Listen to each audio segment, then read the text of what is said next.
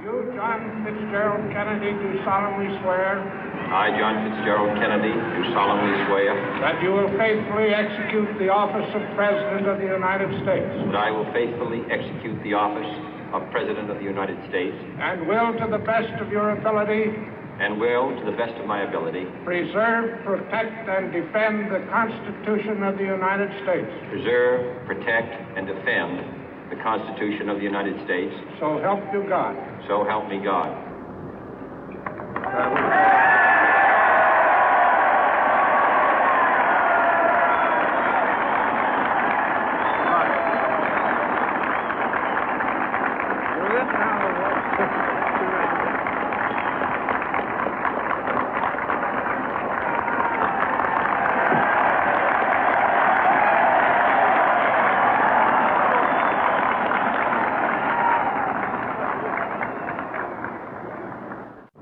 Vice President Johnson, Mr. Speaker, Mr. Chief Justice, President Eisenhower, Vice President Nixon, President Truman, Reverend clergy, fellow citizens.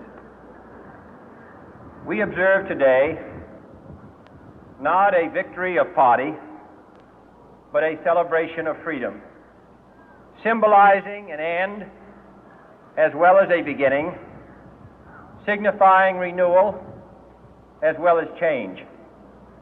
For I have sworn before you and Almighty God the same solemn oath our forebears prescribed nearly a century and 3/4 ago.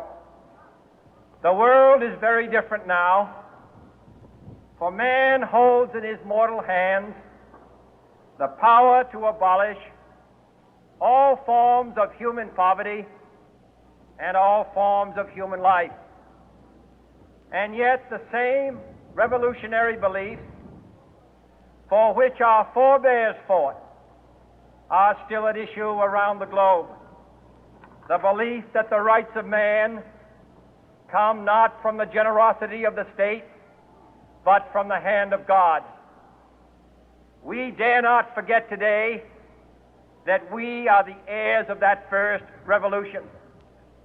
Let the word go forth from this time and place to friend and foe alike that the torch has been passed to a new generation of Americans born in this century, tempered by war, disciplined by a hard and bitter peace, proud of our ancient heritage, and unwilling to witness or permit the slow undoing of those human rights to which this nation has always been committed and to which we are committed today at home and around the world.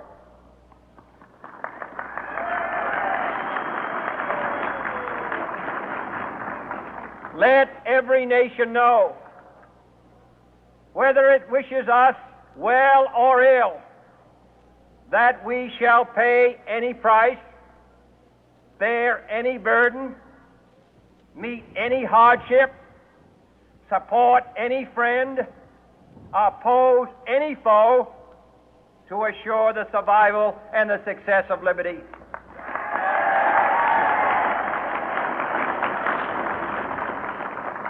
This much we pledge and more. To those old allies whose cultural and spiritual origins we share, we pledge the loyalty of faithful friends. United, there is little we cannot do in a host of cooperative ventures. Divided, there is little we can do, for we dare not meet a powerful challenge at odds and split asunder. To those new states whom we welcome to the ranks of the free, we pledge our word that one form of colonial control shall not have passed away, merely to be replaced by a far more iron tyranny. We shall not always expect to find them supporting our view, but we shall always hope to find them strongly supporting their own freedom, and to remember that in the past, those who foolishly sought power by riding the back of the tiger ended up inside.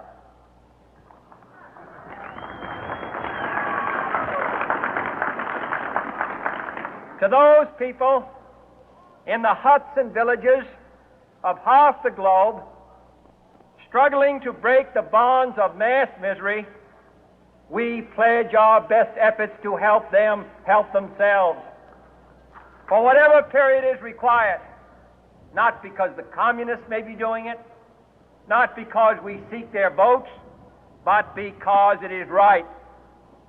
If a free society cannot help the many who are poor, it cannot save the few who are rich.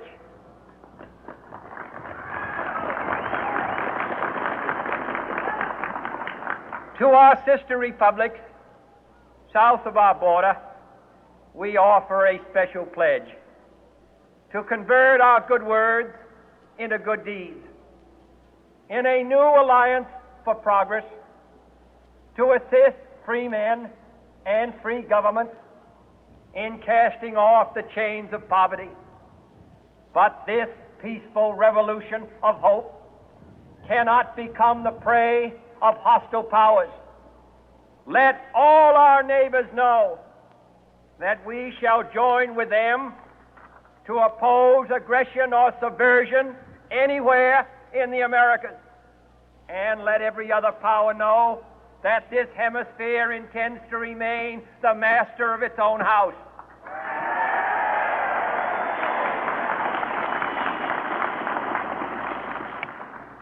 To that World Assembly of Sovereign States, the United Nations, our last best hope, in an age where the instruments of war have far outpaced the instruments of peace, we renew our pledge of support to prevent it from becoming merely a forum for invective, to strengthen its shield of the new and the weak, and to enlarge the area in which its writ may run.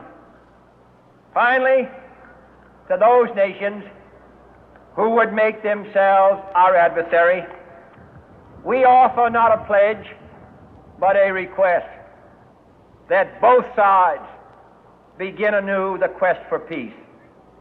Before the dark powers of destruction, unleashed by science, engulf all humanity in planned or accidental self-destruction, we dare not tempt them with weakness, for only when our arms are sufficient beyond doubt can we be certain beyond doubt that they will never be employed. But neither can two great and powerful groups of nations take comfort from our present course, both sides overburdened by the cost of modern weapons, both rightly alarmed by the steady spread of the deadly atom, yet both racing to alter that uncertain balance of terror that stays the hand of mankind's final war. So let us begin anew, remembering on both sides that civility is not a sign of weakness, and sincerity is always subject to proof. Let us never negotiate out of fear, but let us never fear to negotiate.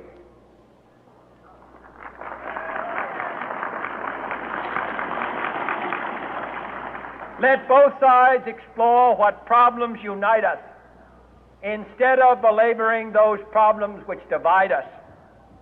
Let both sides, for the first time, formulate serious and precise proposals for the inspection and control of arms, and bring the absolute power to destroy other nations under the absolute control of all nations.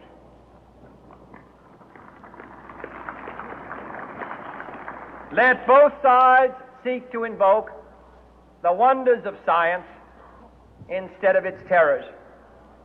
Together, let us explore the stars, conquer the deserts, eradicate disease, tap the ocean depth, and encourage the arts and commerce. Let both sides unite to heed in all corners of the earth the command of Isaiah to undo the heavy burden and let the oppressed go free. And if a beachhead